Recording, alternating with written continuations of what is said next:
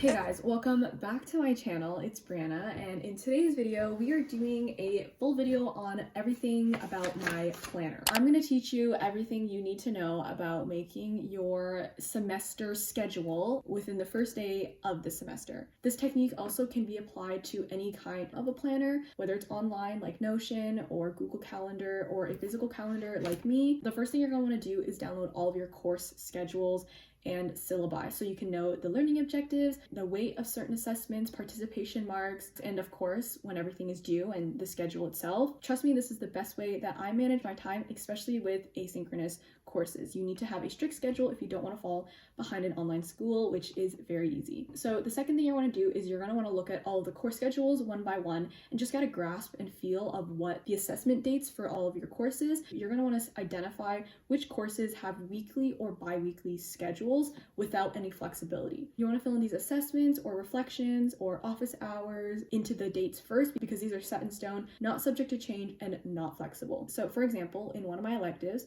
I have a quiz that opens up Friday morning and closes Friday night, and it happens every week for the entire semester. So I filled that in first because it's not open for several days and it occurs every single week. The next thing that you're going to want to fill in is any test, quiz, or lab due dates because usually these are given over a span of time. So sometimes quizzes will open up Monday morning and they'll close Friday night, so you have the entire week to do it. So I put in the quizzes on the day that they close, and I always identify this by putting a little acronym OAW. So then when I'm looking at my overview for the week, I can see that I have a quiz due on Friday, but it's open to me all week. You can either do this first or second, but basically all the thinking behind this is you want to work in like a pyramid when making your schedule. You want to work with the things with the least wiggle room and the most strict dates at the top, so the smallest part, and then as the triangle goes down, you have more flexible dates, and then you have other things that are basically all due at the end of the term. Another thing that I filled in the spaces with are little assignments that have due dates but are open to the week before as well. So, and I just organized it so that I didn't have too many things crammed in on the same day. And the last thing that you're gonna wanna fill in into your calendar are little things like participation challenges, practice quizzes, or optional discussions or reflections and stuff like that.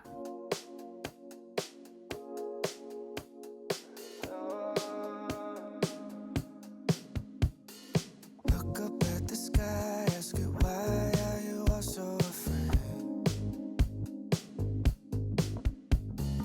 Never thought that I could describe such a lonely place.